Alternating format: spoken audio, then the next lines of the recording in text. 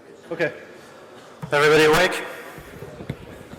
So, we're going to talk performance, and specifically we want to talk about Spec, which not many people know about, and how we use it in Dell, what it does, and how it benefits the community overall. So, is that better? Yeah. Okay. So we work in Dell. Many people don't know, but Dell has been one of the first companies to get involved in OpenStack. We've been around for 6 years, contributing in the community. Right now, that's my wrong, sorry. Whoops. Sorry. We're right now heavily involved in contributing into Ironic, Cinder, and Tempest. And what we do, I think it's moving, I'm sorry. And what we've been doing the last 2 years is working very closely with Red Hat to come up with a reference architecture. So the SUSE presentation this morning was talking about pieces of a car and putting the pieces together. This is essentially what we're doing. Oh, come on. Keeps moving. So we are providing the full package for OpenStack, which we worked with Red Hat to come up with. Yeah, sorry, that's going to keep happening, so I'll just leave it. So we have Dell hardware, Dell networking, Red Hat software, all bundled up in a solution that we validated, we tested, we know it works. Some cool features, if you can read quickly before it moves again to the next slide. Liberty going forward, we're going to support version upgrade, there we go. Version upgrade, which is kind of a big deal, I think. And we are building NFV on top of OpenStack, we're doing OpenShift on top of OpenStack, and all that kind of cool stuff. So that was the sales slide. What we want to talk about today is how we measure our cloud performance. So there are a few tools. A lot of people are probably familiar with Rally, PerfKit by Google. There's also a new OpenStack project centered around performance, led by Mirantis, I believe, and sponsored by Intel, where they go down to very, very, very low level of Nova components. Oh, sorry, OpenStack components. So they are doing testing like fine-tuning of database components on Neutron and down to that level. What we are doing is at a higher level up, more at the cloud level. So we want to measure our overall cloud performance. So there is this organization called Spec that do benchmarking and performance measurements for a range of things. They don't do just cloud. They do mail server, they do Java apps, they do big data for a while. And the last 3 years, they got involved in cloud. So this is not specific to OpenStack, it's cloud. Whatever cloud, it could be Azure, Amazon, whatever you want. And it's not something that's associated directly with OpenStack, it's not an OpenStack project. That being said, it's a non-profit organization. The organization itself is made up of leading computer companies, research organizations, universities, etc. So their mandate is to come up with a standard way across the industry to define workloads for clouds and to measure those workloads. So we can, the idea, right, and we'll talk about that at the end, is to be able to compare different clouds in, how do you say, consistent manner. So this is what we're going to talk about. Surya is going to go into the details of Spec, how it works, and what it does. So while this is getting fixed, let me introduce myself. I'm Surya. I work for Dell. I'm a principal engineer in Dell. We work on the OpenStack reference architectures. We work with Red Hat and various other partners to produce a reference architecture which is one of the best performing in the market, hopefully. So, nearly there. Yep. Okay. Yeah. All right. Okay. Okay.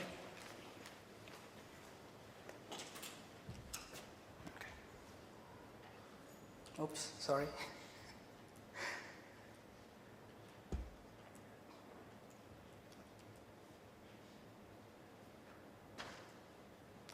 Okay, so let's talk about the spec benchmark goals. So before we do this, let's understand one thing. OpenStack is a cloud, and basically we are competing with all the other clouds that are available out there. So we need to have some sort of a methodology to tell which cloud is performing better. Let it be a private cloud or a public cloud. So the fundamental goals for Spec is to come up with some sort of a metrics which you can use to compare across the board, any cloud. So this is a cloud level metric. That's the first thing. So one of the things that it does is it gives you metrics for scalability, elasticity of your cloud. So elasticity of OpenStack in this case. And then you get a scalability number. So a single number for elasticity, a single number for scalability, and the provisioning time. Basically the time it takes to spin up your VMs. So how fast is your overall cloud, your OpenStack cloud or any other cloud, and how much time does it take to really spin up different sizes of VMs. Everything is measured. And one of the things is it's an infrastructure as a service. So it only measures IaaS platforms, yes. And it can measure both control and data planes. So you get to measure both of them. All the management operations, for example. And then the workloads are real customer scenarios. So what we use here is a customer scenario that's brought into under the umbrella of Spec, and that's used to measure the cloud. So we're pretty much covering a broad customer scenario and use that to measure the cloud. So let's move on. Oops.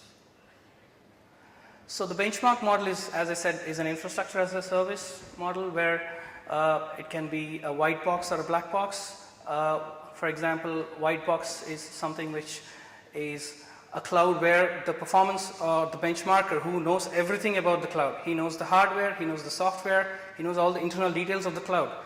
Typically a private cloud, for example. And if you go to the black box cloud, which is a public cloud, you don't know much about what's going on inside, right? Do you know the networking? No. Do you know the hardware? Pretty much no. You only know the billing. You just run your tests and you pay your bill, or whatever infrastructure is consumed, for example. And when I mention instance, it could be any of these. So in this terminology, it could be any of these. So we are ready for containers, we are ready for bare metal, and we are ready for virtual machines as well, right? And one of the most important things that we need to understand is the keyword application instance. Application instance is basically a set of instances plus your application code. For example, you need to spin up an application and it requires, let's say, 7 instances. So all of this together we call as one single application instance. So that's something which we need to remember. So if I say one AI, it's one application instance, which could be a 6 or 7 VMs or how many ever VMs that you would need. So once we understand the basic terminology, we move to the workload control. So what is this workload control? So Spec basically comprises of 2 things. Okay, one is the basic Spec set of drivers, Spec drivers, which are which actually does the work for you. So you have 3 types of drivers in this case, which is the baseline driver, an elasticity and a scalability driver, and a report generator, which is also a driver. And then you have a harness. A cloud bench is the harness here. So this is the one which talks to your cloud. This is your cloud, the OpenStack SAT. Okay, so your driver talks to your cloud bench, which is an open source software. Cloud bench is a harness basically, and it uses API calls to talk to your OpenStack. So when you want to talk to your OpenStack, you give your OpenRC file to this guy, and he knows where your cloud is, and he starts pumping up VMs and doing all that it's required to do, and then once it runs each of these drivers to do various scenarios to collect the performance, then it uses the report generator to get the results back and collate and show it to you in a nice HTML format. So going forward, I'm going to show you some of the results that we have obtained on the Dell reference architecture. So this is how it basically works. So let me talk a bit about the workloads. So basically, there are two types of workloads that Spec uses. One of the workloads is called as the YCSB. It's the Yahoo Cloud Serving Benchmark. This is one type of a workload. Spec supports more than 20 types of workloads actually. Why would you use YCSB? YCSB has a Cassandra database, and it can basically scale out really well. And most of the social networkings today have this kind of a use case where you want to really scale out pretty well, and depending on the load you want to scale out and scale in and scale out. So this is a typical use case for the clouds, and this benchmark would definitely go and test that scenario. And if you see the situation here, we have around 6 VMs which go and run on the cluster, Cassandra VMs, and then you have a YCSB VM which really controls the load. It's basically a 95% read and 5% insert kind of scenario, which is typically what happens in social networks, if you see. So this is one of the workloads that we use, and the second workload we use is the k-means workload. K-means is basically a CPU intensive workload. K-means runs Hadoop, and we are using the Intel High Bench with the one name node basically, and we have around 5 VMs here. So these are all Hadoop data nodes. So Highbench has multiple Hadoop workloads and has a very uniform interface. That's one of the reasons that this is considered.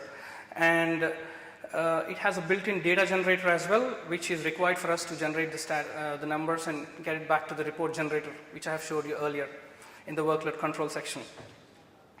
So these are the two workloads. One of the YCSB workload, second is the k-means workload, which is a CPU intensive workload, which is like pretty good mix of what we wanted to do. This would also test the network performance, your database, your memory, and then your CPU as well.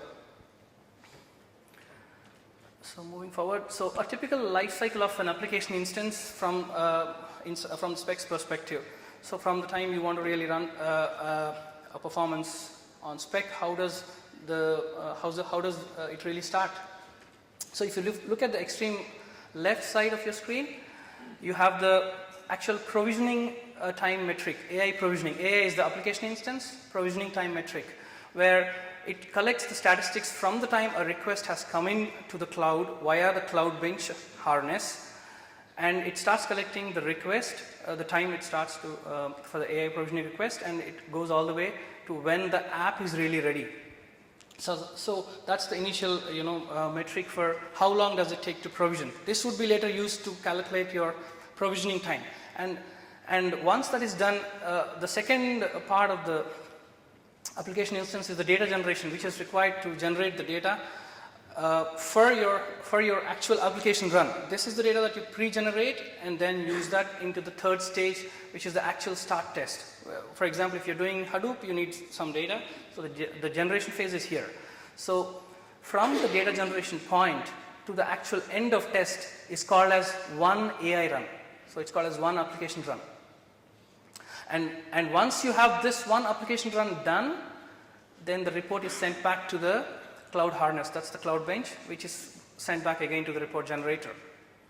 So this is done numerous times. So this is just one application run, and there are many application runs that happen, and the data is collected as an average. So it's just not like you would probably get one spike, but that would not be really calculated. You would need consistent results across the cloud. So and for each AI run, it would give a gap of around 2 to 3 minutes. So it does this one application instance, it deletes all the AI.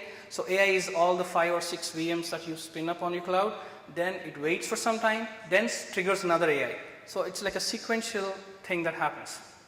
And then the average metrics are collected by the report generator.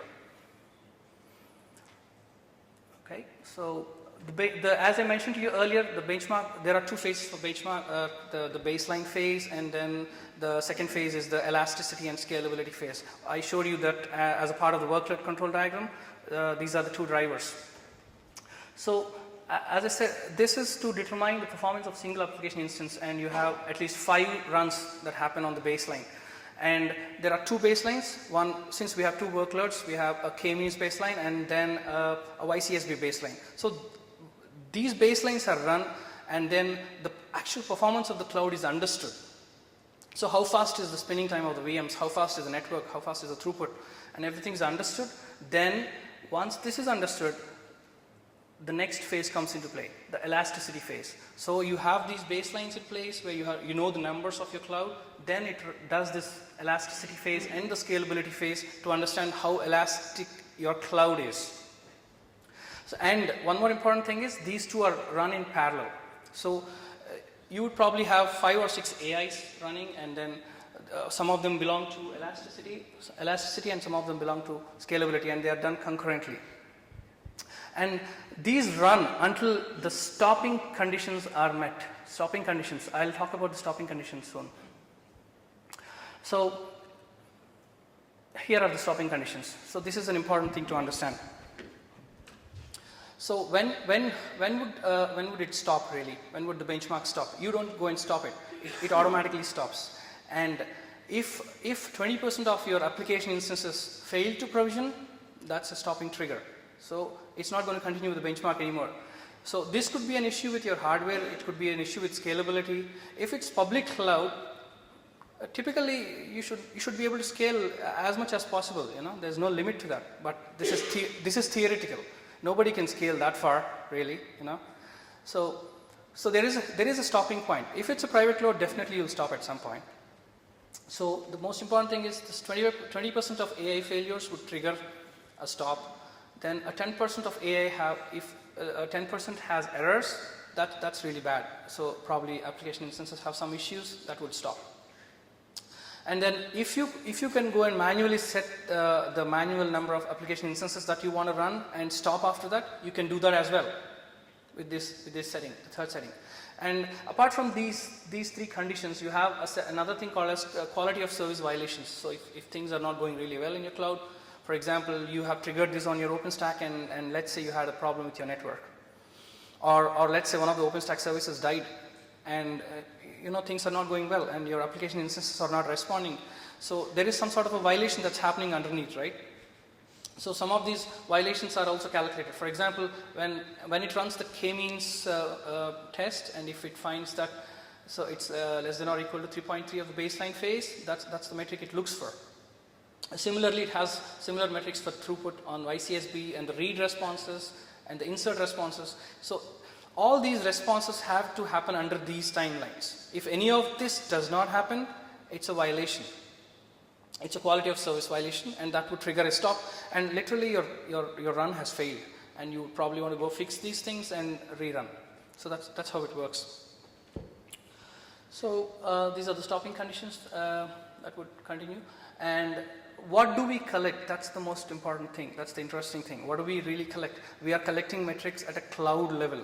So when you have a cloud and it's running, what is the elasticity of cloud? If you want to tell that in one single number, this is what it is. It comes up with a number which is a unitless number, basically, as it explains. It's a unitless number. That's the scalability number that you would get, and the elasticity number. These two are called as the primary metrics of the primary results of your cloud. This is what tells how well your cloud is. For example, in our case, how well our OpenStack was behaving, we get to understand by seeing these 2 primary metrics. And when you want to compare, these are the 2 metrics that you would go out and compare with other cloud providers. For example, you have 2 different OpenStack installations from 2 different companies, and you want to compare them, how well they are. Then these are the numbers that you take into consideration. If somebody says my scalability is higher on the given spec run, it means it's really performing well. So these are the primary metrics, and then we go for the secondary metrics. These are the secondary metrics. So one other thing is the instance provisioning time. It explains itself. How much time does it take to start your instance? So if somebody starts a Cirrus instance, it just takes nothing, not much of a time. But if you start a seriously meaty instance like lots of vCPUs and 10 to 12 GB of memory, that would take considerable amount of time. So it would take an average of all of these instances that are being provisioned and gives you a final number of how much is the time that it takes. And probably if it's too high, you want to work and understand why is it taking so long to spin up an instance. Similarly, you have an AI performance number, which is the actual average of the k-means and k-means completion time and YCSB completion time added, and it's a summation basically of all the results of application instance performance. The run success is, if you spin up an AI, it has to spin up all the 6 or 7 VMs. It has to do its work of completing the application task successfully and exit in a proper way. So how many AIs did that properly? So it's a complete end-to-end measure. And then this is the provisioning success. That's the provisioning measure, the percentage of applications, instances that were provisioned without any problems. So when you spin up an AI, you need to have 6 VMs. Let's say 2 of the VMs failed. Literally your application failed because you need 6 VMs over there and you don't have them. So that's also measured. So how many times we try to spin up AMs and some of the VMs failed and your AI failed. So typically customer scenarios would need this kind of things. They don't want to have one single VM and do things on that. They would probably have a bunch of VMs. So you want to have a bunch of VMs running together as a group and do the task. So these are the basic metrics. So this is the reference architecture that we normally give to customers. We work with Red Hat and do this reference architecture, and this is what we have used to run these spec benchmarks. I'll have Gael explain you this. Thank you.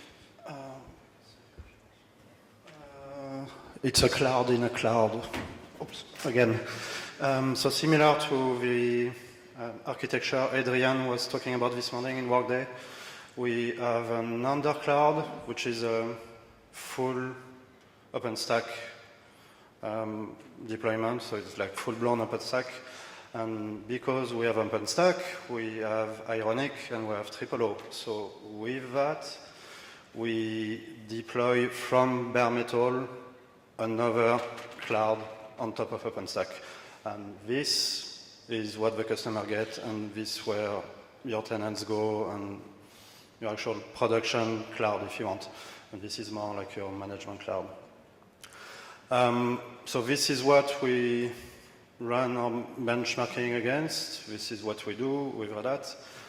The whole deployment process is fully automated. We're in the process of making all the stuff open source. In the case of Spec, tests we're running in a cluster with 3 controllers, 3 storage nodes, and 9 computes. So it gives you, some level of scale.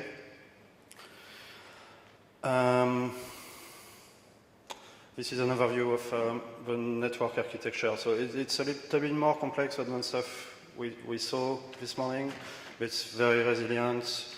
We separate services to make sure that we're as efficient as we can be. This is the results. So this is the stuff that Spec gives you, or that's a summary of what the Spec stuff gives you. There's another report with much more details, but this is the 1,000 feet view. So those are the 3 numbers that Surya was talking about earlier: scalability, elasticity, and means instant provisioning. So that's what you're looking at for your cloud. You also want to make sure that those are as high as you can. You don't have any errors in there. So why do we show you all that stuff? There is a twist to Spec, and that is that all the vendors and the companies involved in Spec publicly publish all of those results. So those numbers there, if you go to a Spec website, you can see them, you can look at them. And you can compare all the cloud vendors and cloud providers and see how they perform.